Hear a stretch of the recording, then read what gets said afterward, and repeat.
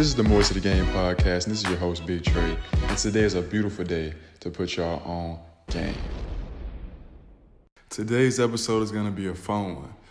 We're doing a Q&A for the season 3 finale. On my social media, I asked my followers to ask me questions to talk about here in this episode of the podcast, so we're going to get right into it. First question. What is the favorite video that you have done? The last time I answered this question, I feel like I chose the Garrison Brooks podcast we did, my guy G.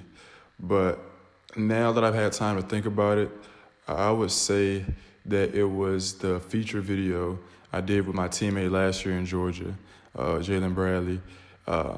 We talked about the GOATA method, the injury prevention method, the things that I use now in my training. It's my favorite for 3 reasons. One, it's the most viewed video I have. It's approaching like 5,500 views every day. It's like the most viewed video or whatever. Number 2, I actually got something that I can use from that encounter and that video from him. He put me on to something that I can use in my real life, which is amazing. Connecting with someone in the basketball world, playing overseas in a whole different country, whole different continent, and be able to find someone that can put you on to some real game and some real information that can help you. Like, that's amazing. But the real reason why that's my favorite video is because despite the fact that me and him saw things so differently in terms of life and politics and everything, we were able to create something that is arguably, the best thing I've done on this channel. No matter what our differences are, or our views are, we was able to come together and just give people some great content and some valuable information. Like, that's just amazing to me. Next question. Which level was your favorite to play on? That's a hard question. Each level had different challenges, different pros and cons. Like, high school was like me coming into my own, learning the game, doing it for my city, chasing the dream of going to college and playing college basketball. College, I had the most fun in my life, playing with lifelong friends, the crazy ups and downs of a season, like, that was amazing.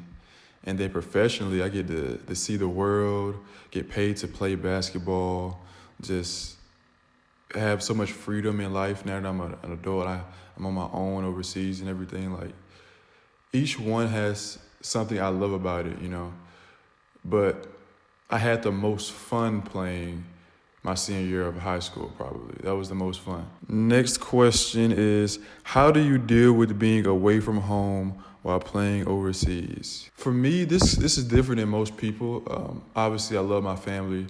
I love all my people from my hometown, But I was never super connected with being at home. Like, I went to college 10 hours away. Obviously, I play basketball overseas now, thousands of miles away or whatever it is.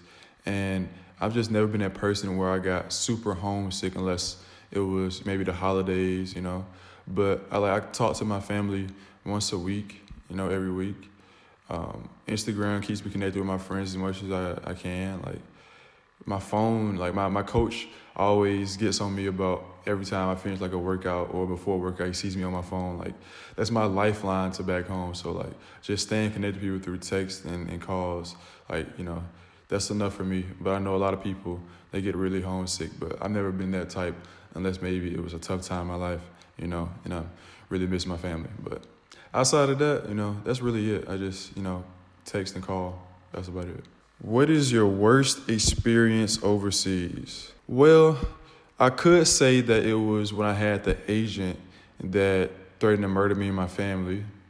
Check that video out. But it has to be last season in Georgia when my GM didn't want to pay us anymore and we were winning and doing everything we could, and he just was being a bad guy. Not knowing if you would get paid anymore, like, that was crazy. Already in a COVID year where you're taking a huge pay cut and, like, you're doing everything you can. Me, personally, I was battling through injuries. Like, it was tough not knowing if you were going to get paid again.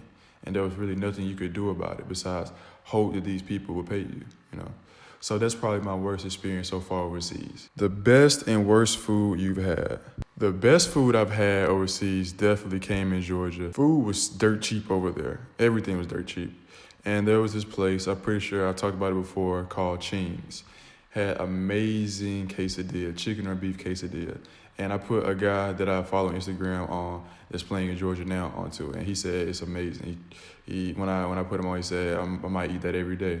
Like, those quesadillas was amazing. The worst food I probably had was maybe the local Georgian cuisine, outside of like two things, like kinkali and khachapuri. Those two things were cool. It's like a meat dumpling and then like a bread, a cheesy bread or whatever. Those two things were cool, but it was some other stuff they had over there that just, you look at it, it just looks terrible. Like, but I didn't really eat that stuff, so I really can't say I had a bad experience because I didn't have to eat it. I was ordering out, so. But that's probably the worst food, you know. This is a good one. Which place has the prettiest women? Okay, so I was in Bulgaria for a couple of weeks. Didn't get to experience so much there. Last year I was in Georgia for a good amount of time, and I've been in Luxembourg for a good amount of time. To be honest with you, this really isn't a fair question because Georgia was bottom tier. I'm sorry, just bottom of the barrel. So by default, it's automatically going to be Luxembourg. Luxembourg women, German women, French women, Belgian women, people coming from all different countries just because it's a great place to work. Like, so many different cultures, ethnicities, nationalities. Like, obviously it's going to be here in Luxembourg. But between those ethnicities and nationalities, I can't really give you an answer, you know. Okay, how much money do you make? Not answering that one. Next question. What do you miss about college? Two things I miss the most is my friends and teammates. You know, being at a place for 4 years, you create special bonds, especially at that time of your life. You're discovering yourself, you're growing, you're experiencing new things.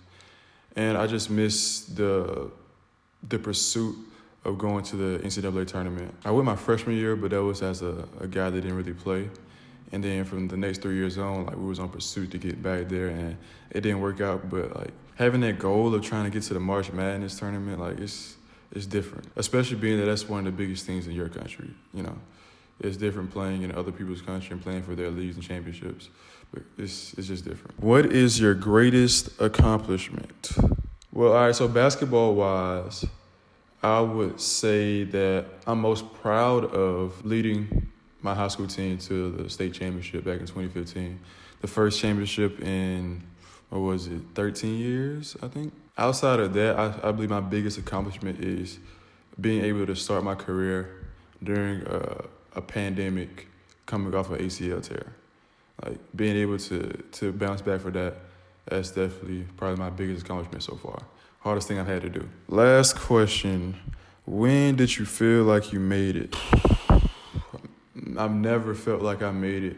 I don't know if I ever will feel like I made it. I think they say it's like the destination is the journey or the journey is the destination. Like, chasing your goals and dreams is like a never-ending pursuit. Like, I'm always going to have something I'm striving for. So I don't feel like I'll ever feel like I made it. But if I want to put like some YouTube goals out there, maybe like getting like 50,000 subscribers, having a whole company built around a YouTube, basketball-wise, like making it to like maybe like the Euro League or Euro Champions, Euro Cup, whatever, like making it to one of those top tier leagues. And in life, you know, just trying to make it to the point where I'm financially free, I have a family, and I don't have to worry about money again in my life. Like, those are things that I'm striving for, but like, once you reach one goal, it's another goal you're gonna have in sight. After you get like your first 10,000, you wanna get 20. After 20, you wanna get 50. You wanna get 100, then a million, then 2 million, 5, and 10. Like, you're always gonna be chasing something. Basketball, you wanna have a 30-point game, then you wanna get a 40-point game, 50. Like, it always keeps elevating. Like, so I don't feel like I made it. I don't feel like there'll be a time where I say I made it until I look back at when everything is, you know, basically all over. I'm old, sitting back and like, yeah, I did some great things and I left the world in a better place than how I found it. But that wraps up this season, More to the Game podcast, season 3. Had a whole lot of fun doing it because I feel like this is something that's valuable. I feel like for years and years, people can get value out of the things that I talked about this season. It might not have been the most entertaining and fun segment I've had on the channel, but I feel like it is definitely one of the most valuable. And that's something I take pride in, providing value to others. Hope you guys enjoyed this season. Next season probably gonna start around the next basketball season. Maybe it starts in the summer, I don't know. We'll see how things shake out. Please, please, please leave comments on the video to tell me what you guys wanna see. Like the video so other people can see it. The more you like the videos, the more people can see the videos. And obviously subscribe to keep following along. I appreciate you guys, and I'll be back with more content soon.